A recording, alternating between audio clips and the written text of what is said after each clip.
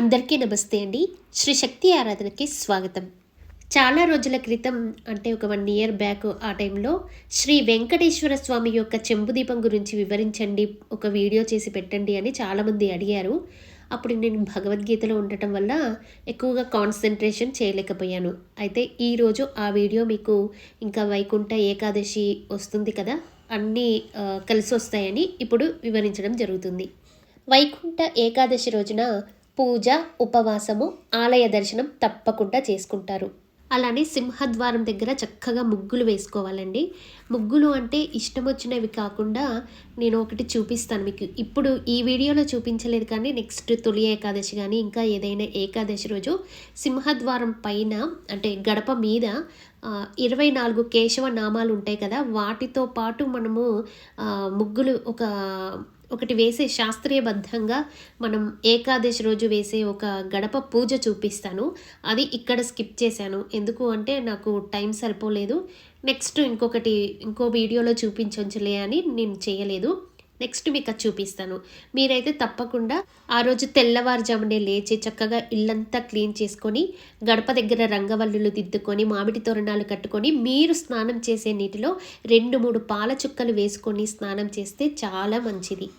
మీకు వీలైతే కనుక ఆ రోజు సపరేట్గా పీఠం పెట్టుకొని స్వామివారిని పూజ చేసుకోవచ్చు. లేదా మీకు దేవుడి రూమ్లోనే చక్కగా ప్లేస్ ఉంది అంటే అక్కడే పూజ చేసుకోవచ్చు. ఎందుకంటే చెంబు దీపారాధన చేస్తాం కాబట్టి ప్లేస్ అంతా సరిపోవాలని మీకు ముందు ఇలా చెప్తున్నాను. లేదు అంటే వీడియో అంతా ఒక్కసారి చూస్తే మీకు ఎలా చేసుకోవాలని ఒక ఐడియా వస్తుంది. అయితే లక్ష్మీనారాయణులు ఇద్దరు కూడా అలంకార ప్రియులు కాబట్టి భక్తి శ్రద్ధలతో మీకు ఎంత శక్తి ఉంటే అంత చక్కగా మీరు పీఠాన్ని ఏర్పాటు చేసుకోవాలి. ఆ రోజు చక్కగా శ్రీగంధంతో గంధాన్ని తీసి గంధంతో పసుపు కుంకుమలతో స్వామివారి యొక్క చిత్రపటాన్ని చక్కగా అలంకరించుకోవాలి.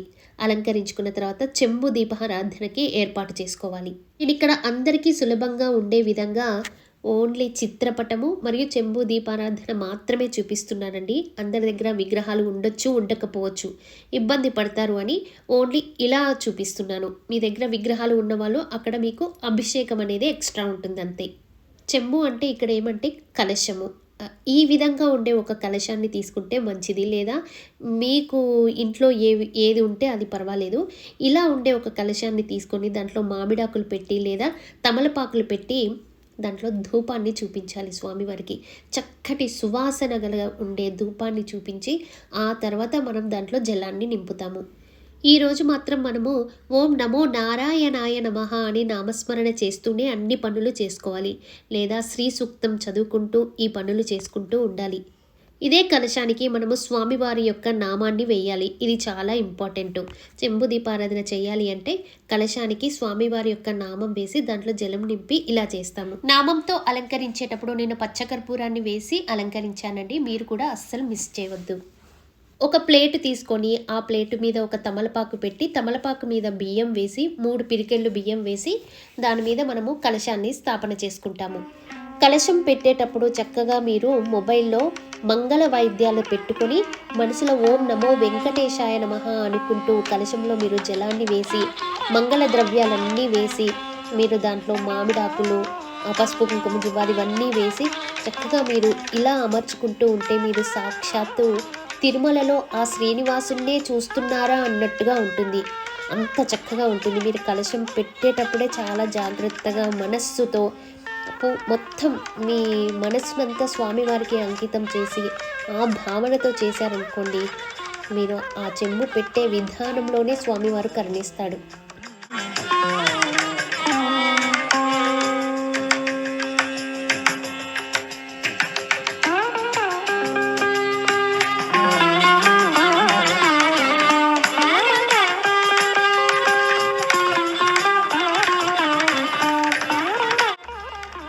సంకల్పం చెప్పుకునేటప్పుడు అక్షంతలు, నీరు చేతిలో తీసుకొని ఆ రోజు తిథి, నక్షత్రము, యోగము వంటి వివరాలు చెప్పుకొని శ్రీ లక్ష్మీ సహేత విష్ణుదేవత ప్రీత్యర్థం శ్రీ మహావిష్ణు అనుగ్రహం కోసం ఈ పూజ మరియు ఉపవాసం చేస్తున్నాను అని సంకల్పంలో చెప్పుకోవాలి.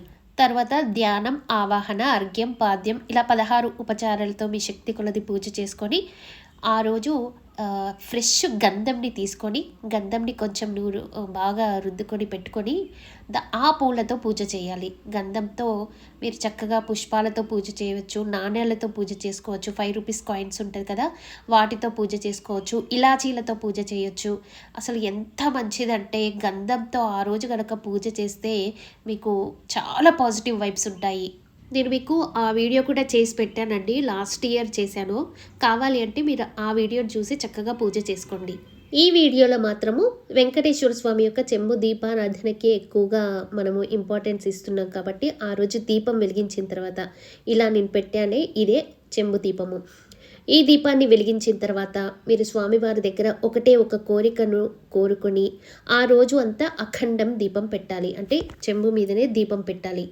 కొండెక్కకుండా జాగ్రత్తగా చూసుకోవాలి. అది వైకుంఠ ఏకాదశి రోజు పెడతారా, తొలి ఏకాదశి రోజు పెడతారా, లేకపోతే ప్రతి నెలలో వచ్చే ఏకాదశి రోజు పెడతారా, లేదా మీ ఇష్టము. సప్త శనివారాల వ్రతానికి ఇలా చెంబు దీపాన్ని పెడతారా, అది మీ ఇష్టము. కానీ ఆ రోజు మాత్రం తప్పకుండా అఖండం ఉండాలి. అఖండ దీపారాధన చేసి ఆ దీపం ఎప్పుడు వెలుగుతూ ఉండాలి. ఎప్పటి వరకు వెలుగుతూ ఉండాలి అంటే ఒకవేళ మీరు ఏకాదశి వ్రతాన్ని పాటిస్తే కనుక ఏకాదశిని మళ్ళీ మీరు బ్రేక్ చేసి ద్వాదశి గడియల్లో తింటారు కదా, అప్పటి వరకు అలా అయినా చెయ్యండి. లేదు అంటే నేను మామూలుగా చెంబు దీపారాధన ఇలా శనివారాలు చేసుకుంటున్నాను అంటే శనివారం ఒక్కరోజు అది దీపం వెలిగితే చాలు. మళ్ళీ ఇంకా ఆదివారము మీరు పూజ చేసి అది మీరు అదంతటా అది కొండెక్కితే అలా ప్రాబ్లం లేకుండా ఉంటుంది. అలానే మీరు ప్రతి నెలలో వచ్చే ఏకాదశికైనా లేకపోతే తొలి ఏకాదశికైనా ఇదే నియమము. అలానే ఈ వైకుంఠ ఏకాదశికే లేకపోతే తొలి ఏకాదశులకే ఈ చెంబు దీపారాధన చేయాలి అంటే అలా ఏమీ లేదండి. మీరు సప్త శనివారాల వ్రతం చేసిన, మా ఇంటి దైవం వెంకటేశ్వర స్వామి అనుకున్న మీరు ఇష్టమైన రోజు కూడా ఇలా చెంబు దీపారాధన చేసుకోవచ్చు. లేదా శనివారం నేను ఇలా చెంబు దీపారాధన చేసి పూజ చేసుకుంటాను అన్నా కూడా అలా కూడా చేసుకోవచ్చు. ఇలా అఖండం పెట్టినప్పుడు మనం పిండి దీపాలు కూడా పెడతాము. కాకపోతే చాలామంది 7 పెడతారు, వాళ్ళ ఇష్టమైన సంఖ్య పెడతారు, మరి నాకు తెలీదు. నేను లక్ష్మీనారాయణలకి ఇద్దరికి ఇష్టమైన 5 సంఖ్యతో దీపం పెట్టుకుంటానండి. అంటే పిండి దీపాలు పెట్టుకుంటాను. మీరు 7 పెట్టుకోండి, మీ ఇష్టమైనవి ఎన్నైనా పెట్టుకోవచ్చు. అలానే అందరికీ తెలిసిందే అయినా మళ్ళీ మనం ఎందుకు చెప్పుకుంటున్నామంటే ఈ వైకుంఠ ఏకాదశికి ఉపవాసం అనేది చాలా చాలా ఇంపార్టెంట్. ఎందుకంటే శ్రీకృష్ణుడు యుధిష్ఠిరుడికి చాలా వివరంగా చెప్తాడు ఆ రోజు ఆహారాలు ఏమేమి తీసుకోవాలి, ఏమేమి తీసుకోకూడదు, భగవంతుడిపై మనసుని ఎలా లగ్నం చేసుకొని ఉండాలి అనేది చాలా బాగా చెప్తాడు. దాంట్లో బియ్యము, పప్పులు అలాంటివి తీసుకోవద్దు ఈరోజు అని చెప్తాడు. చాలా హెల్తీగా ఉండే వాళ్ళైతే ఆ రోజు వాటర్ కూడా తీసుకోరు. అలా అని మీకు చెప్పట్లేదు, కానీ అలా ఉంటారు కొంతమంది అని చెప్తున్నాను మీకు. అలానే ఈ 2025 మంగళవారంలో వచ్చే ఈ ఏకాదశిని శ్రీమాన్ వైకుంఠ ఏకాదశి అని అంటారు. అంటే ఈ తిథి వివరాలు ఎలా ఉన్నాయంటే డిసెంబర్ 30 ఉదయం దశమి తిథి 7:51 వరకు ఉంటుంది. ఆ తర్వాత ఏకాదశి ప్రారంభమవుతుంది. డిసెంబర్ 31 ఉదయానికే ద్వాదశి వస్తుంది కాబట్టి ఏకాదశి వ్రతాన్ని డిసెంబర్ 30నే ఆచరించాలి. అందరూ ఆ రోజు కూడా విష్ణు సహస్రనామాలు చాలా చక్కగా చదువుకుంటారు. ఒకవేళ మాకు విష్ణు సహస్రనామాలు నోరు తిరగవండి, రావు అనుకునే వాళ్ళు అష్టోత్తరంతో పూజ చేసుకొని అష్టాక్షరి మంత్రము ఓం నమో నారాయణాయ నమః ఉంటుంది కదా, 300 సార్లు ఉత్తర దిశ వైపు చూస్తూ జపించాలి. ఈ రోజునే శ్రీ మహావిష్ణు స్వర్గద్వారాలను తెరుస్తారని, అందుకే దీన్ని ముక్కోటి ఏకాదశి అని అంటారు. ఇంత పవిత్రమైన ఈ ఏకాదశి రోజు ఒక్క రోజైనా సరే ఉపవాసం ఆచరిస్తే ఏడాదిలో వచ్చే 24 ఏకాదశిల పుణ్యం లభిస్తుందని మరియు పాపకర్మాలు తొలగిపోతాయని అందరూ గట్టిగా నమ్ముతారు. అదీకాక ఈసారి వచ్చే వైకుంఠ ఏకాదశి మంగళవారం సిద్ధయోగంతో రావటము, త్రిపుష్కర యోగము మరియు భరణి నక్షత్రంతో కలవడం వల్ల ఇది అత్యంత పుణ్యప్రదమైనదిగా మారింది. ఆ రోజు విలువైన వస్తువులు ఏమి కొనుక్కోవాలన్నా కూడా చక్కగా కొనుక్కోవచ్చు. బంగారం రేటు అంత ఉందండి, ఏం కొంటారు అంటారు కదా. కాకపోతే ఆ రోజు మీరు ఎవరి కోసమైతే ఒక పిల్లలు పెళ్ళిళ్ళు చేయాలన్నా, చదువుకి కట్టాలి అన్నా ఆ రోజు చేసే సేవింగ్ అనేది చాలా మీకు ఎక్కువ రేట్కి తీసుకెళ్ళిపోతుంది. అంటే డబల్ ట్రిపుల్ అయ్యే అవకాశం ఉంటుంది. భరణి నక్షత్రంతో చేసిన సేవింగ్ అనేది అద్భుతం. కానీ మంగళవారము భరణి నక్షత్రం రావడం అనేది రిజిస్ట్రేషన్లు, భూమి కొనుగోళ్ళు, ఆ రోజు అడ్వాన్స్ ఇవ్వడము, ఇవన్నీ కూడా చాలా చాలా మంచి ఫలితాలని ఇస్తాయి. అంటే మీకు ముందు ముందు ఎలాంటి ప్రాబ్లమ్స్ లేకుండా చక్కగా ఈజీగా లోన్ కట్టడాలు ఇలాన్నీ అయిపోతాయి అన్నమాట. ఆ రోజు మీరు ఏదైనా మంచి పనులు చేయండి. ఏవైనా బంగారము, వెండి కొనాలి అంటే అమృతకాలం వచ్చేసి 11:35 నుంచి 1 లోపు ఏవైనా కూడా కొనుక్కోవచ్చు. ఆ టైం చాలా బాగుంది. ఆ రోజే మీరు ఒక హుండీలో వెంకటేశ్వర స్వామి పక్కన ఒక చిన్న హుండీ పెట్టేసి ఆ రోజు అప్పుడు ఆ టైంలో ఒక ₹10 వేయడమా, ₹100 వేయడమా, 500 వేయడమా ఆ రోజు స్టార్ట్ చేయండి. ఇంకా రాహుకాలము ఆ రోజు 3-4 ఉంటుంది కాబట్టి ఆ టైంలో ఏమీ చేయొద్దు. చక్కగా భగవంతుని నామస్మరణ మాత్రం చేసుకుంటే చాలు అప్పుడు. ఈ రోజున భగవంతుడు సాక్షాత్తు ఉత్తర ద్వారం నుండి భక్తుల పూజలను స్వీకరిస్తాడని నమ్మకం ఉంది కాబట్టి అందరూ కూడా ఉత్తర ద్వార దర్శనం తప్పకుండా చేసుకోండి. ఆలయానికి వెళ్ళేటప్పుడు కనీసం ఒక్క దానిమ్మ పండునైనా తీసుకెళ్ళండి. మాకు శక్తి ఉంది అండి మంచిగా తీసుకెళ్తాము అంటే 7 దానిమ్మ పళ్ళని ఒక గ్రీన్ కలర్ క్లాత్లో చుట్టి చక్కగా మూట కట్టి స్వామివారికి సమర్పించండి. చాలు.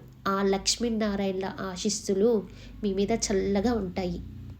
మనము తెలిసి తెలియక చేసిన పాపాలను పోగొట్టుకోవడానికి, జీవితంలో నెమ్మదిని పొందటానికి కనీసం ఈ ఒక్క వైకుంఠ ఏకాదశి రోజైన భక్తితో వ్రతం ఆచరించాలని మనస్ఫూర్తిగా కోరుకుంటున్నాను. ఓం నమో నారాయణాయ నమః. అందరికీ ఒక ముఖ్య గమనిక అండి.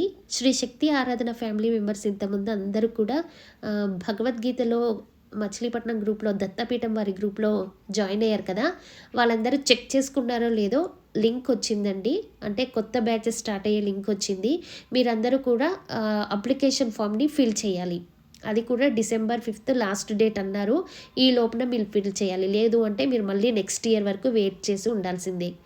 అందరూ మళ్ళీ దాంట్లో కూడా బుక్స్ పీఠం వాళ్ళదే తీసుకోండి. ఎందుకంటే మీరు ఎక్కడ ఇబ్బంది పడకుండా ఉంటారు. అవి కూడా మొత్తం అయిపోతాయి తర్వాత అందరూ బుక్ చేసుకుంటారు కాబట్టి మీకు దొరకవు. మీరందరూ కూడా బుక్స్ కూడా ఇప్పుడే తీసేసుకొని ఉండండి. మీరు అప్లికేషన్ ఫిల్ చేసిన తర్వాత లాస్ట్లో your application has been submitted successfully అని మెసేజ్ రావాలి. అలా అయితేనే మీ అప్లికేషన్ సబ్మిట్ అయినట్టు. లేదు అంటే మళ్ళీ ఒకసారి అయిందో లేదో చెక్ చేసుకోండి. ఎవరైతే అప్లికేషన్ ఫిల్ చేశారో వాళ్ళు కామెంట్ సెక్షన్లో ఐఎమ్ డన్ అని జస్ట్ పెట్టండి. అప్పుడు మీకు తెలుస్తుంది ఈ టైంలో ఈరోజు మేము పెట్టాము, నెక్స్ట్ ఇయర్ మళ్ళీ అదే చూసుకుంటే ఇన్ని రోజులకి అవుతుంది అని.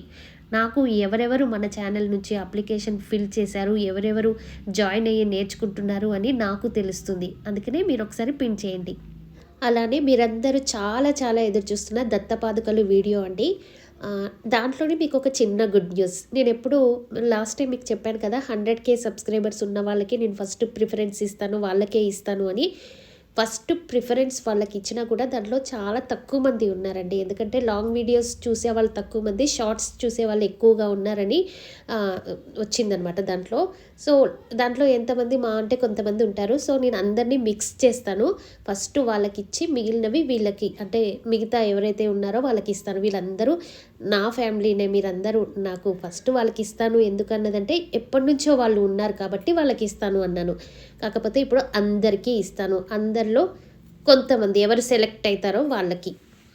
ఎవరికైనా అర్జెంటుగా కావాలి, మాకు శక్తి ఉంది, మేము కొనుక్కోగలము అనే వాళ్ళకి శ్రీపాదవ శ్రీవల్లభ పీఠం వాళ్ళు మరి ఎవరో అండి, నాకు క్లియర్గా తెలియదు. నేను ఒక వీడియో చూశాను, మేము పాదుకలు ఇస్తున్నాము అని. మరి ఎంత రేటో ఏమో నాకు తెలియదు. నేను జస్ట్ రీసెంట్గా ఒక వీడియో చూశాను. కావాలి అంటే మీరు అక్కడ కొనుక్కోవచ్చు. మాకు శక్తి ఉంది అని, ఇట్లా ఫ్రీగా కాకుండా మాకు శక్తి ఉంది, మాకు పాదుకలు ఇంపార్టెంటు, మాకు ఎక్కడి నుంచి తీసుకున్నా మాకు ప్రాబ్లం లేదంటే నేను రీసెంట్గా చూశాను. మీరు అక్కడ ఒకసారి చెక్ చేసి అక్కడ కూడా తీసుకోండి. ఎందుకంటే ఎవరైనా ఎక్కడైనా స్వామివారి పాదుకలే కాబట్టి. సరేనా అండి, అయినంత తొందరగా నేను దత్తపాదుకల వీడియో కూడా చేస్తాను. ఎందుకంటే నాకు కొంచెం ఇన్ఫర్మేషన్ ఇంకా లేదనమాట. ఎందుకంటే అదే కార్పొరేటర్ నుంచి నాకు ఇంకా ఎప్పుడు ఏమి అని క్లియర్గా చెప్పలేదు, అందుకనే ఆగుతున్నాను. లేదు అంటే ఎప్పుడో చేసేదాన్ని. ఆ విషయాలు నాకు అంత క్లియర్గా వచ్చి ఆయన దగ్గర ఉన్న పాదుకలన్నీ నేనే కొనేస్తున్నాను, వేరే వాళ్ళకి ఛాన్స్ ఇవ్వట్లేదు. అందుకనే నాకు కొంచెము టైం కావాలి మీకు ఎంతమందికి ఇస్తాను ఏమి అని చెప్పడానికి. అందుకనే ఆ వీడియో చేయటం లేదు. ఒక్కసారి నాకు అంతా క్లియర్ అయిపోయిన తర్వాత మీకు తొందరలోనే ఆ వీడియో పెడతాను. ఓం నమో వెంకటేశాయ నమః. స్వస్తి.